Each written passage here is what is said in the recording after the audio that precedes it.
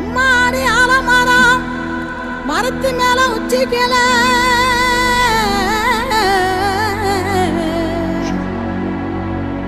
ஒத்த கிளி நின்னா கூட கத்தும் பாரு அவன் பேர்